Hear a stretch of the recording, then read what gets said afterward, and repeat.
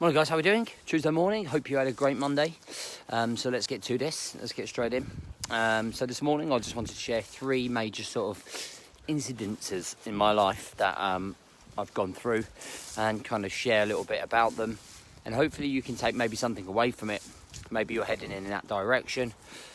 Maybe you can relate, but hopefully you'll get some sort of value from it.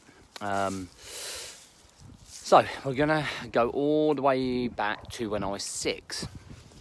So when I was 6, my dad died of a heart attack. So we were living in the southeast of England at the time, and basically he had gone up to Blackpool with my mum to go and sign contracts on a brand new house, and we were going to be moving up to Blackpool. Basically we were going to be moving to this new house. My dad had got this new job, and we had this whole life set up. And unfortunately, the night before the contracts were going to be signed, my dad had a heart attack in a hotel and passed away. And unfortunately, you know, it changed. If you think about it, it's a massive sliding doors. Because my whole life could have been different in terms of where we were going to be living, my upbringing, my values, my morals, all of those type of things.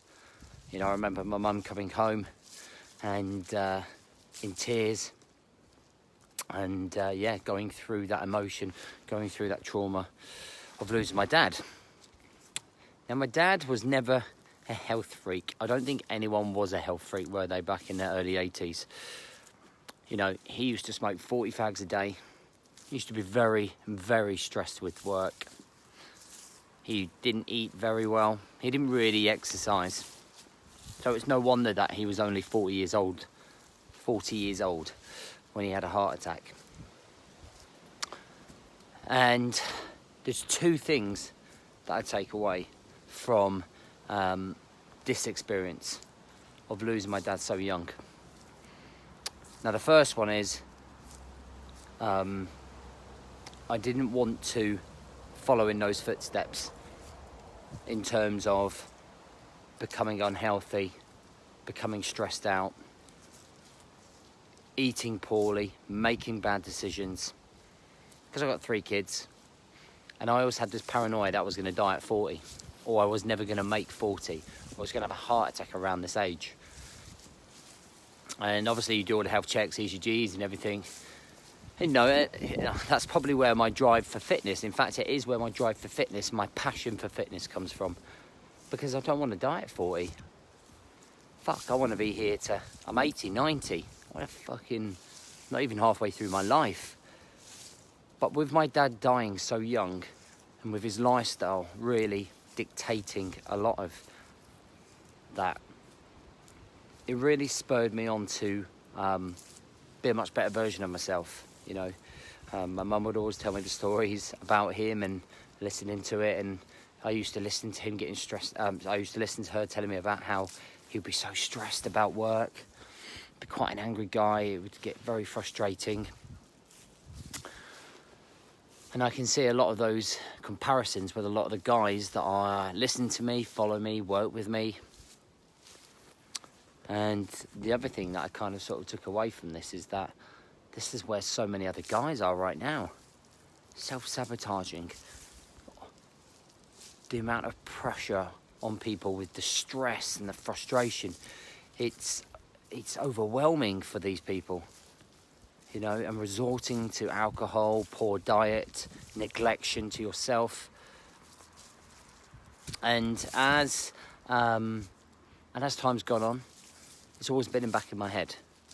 You know, always been in the back of my head, keeping a balanced diet, keeping level-headed. I never used to be real stressed. But it was a real struggle to grow up without a dad. You know, that mentor, somebody to guide you. Mum remarried the biggest prick in the world. And, you know, it was very rarely a father figure. So I was very fortunate in the fact that I had a father figure through my ex-wife's dad. But, you know, it really opens up your eyes to say that this is real. bang, you can be taken just like that at any point. And if you don't look after your body, you're going to face the biggest consequences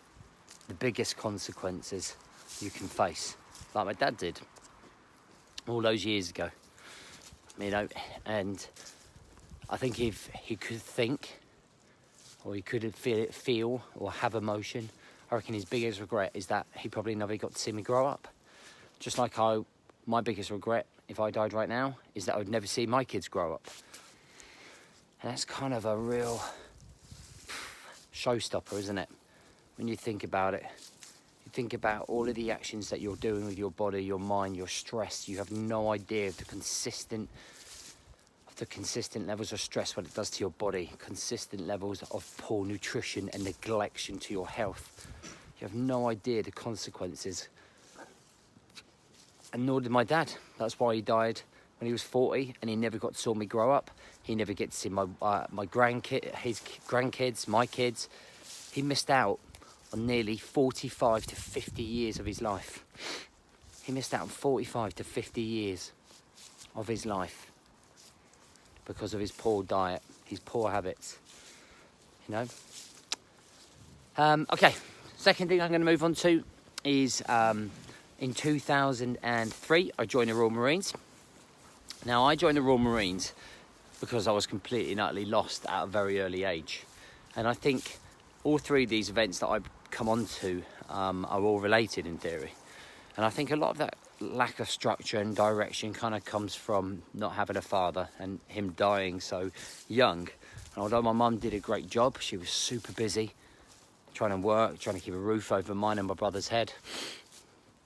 And I didn't know where I was going. I didn't know what life was meant to be. So one of the reasons I joined the Royal Marines was to look for adventure, travel the world, become a better person. And the Royal Marines taught me discipline. They taught me to believe in myself. They taught me confidence. They taught me a high level of thinking. They taught me never to give up. They taught me to push my comfort zones. And it's funny because all of those things that they taught me, I teach now. I try to implement in my Brotherhood Programme with guys that just want to listen on the podcast or the video. And it's quite relatable because it changed my life. I dread to think where I'd be in life right now.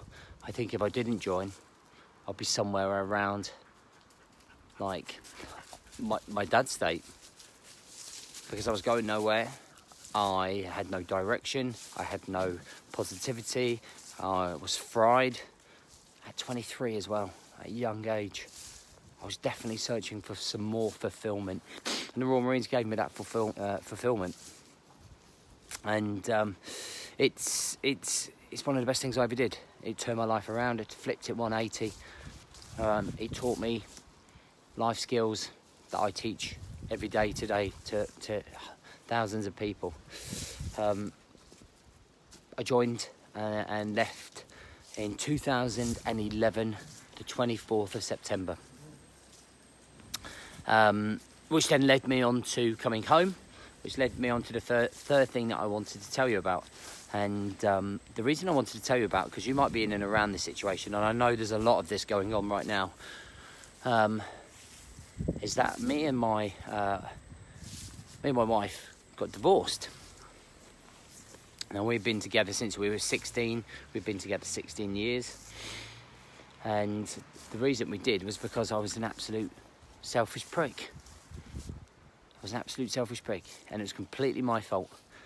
And it was during the hardest time of my life when I was struggling to come out of the Marines. I was struggling with PTSD, I was struggling with depression, I was struggling with anxiety. But at the same time, I wouldn't be prepared to help myself. I wouldn't be prepared to change the way that I thought, my thought process. Why should I change?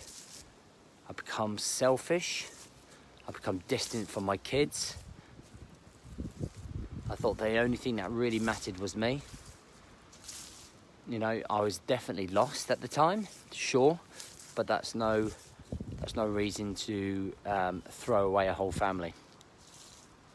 And if I'm honest with you, you know, there are repercussions now still with my oldest daughter. still trying to rebuild that bond, as she's still very hurt 7 years later. And I don't mind telling you this because I think it's important to learn from my own experience about what I've gone through and what I am going through still because of it. Because you should always fight to try and save a relationship if it's there to be won, if it's there to be fought for. We give up so easily. I give up so easily. I made poor decisions. And don't get me wrong, everything that's happened has led to where I am today. You know, I have Jemima, I have my great partner, I have a gorgeous little girl. But it still doesn't take the fact the way that I could have done more. And we could have leveled up, and we could have shown more affection, we could have shown more love, could have shown more support. Even if we are going through something, it's no excuse to throw away everything. It's no excuse to self-sabotage. It's no excuse to let people down.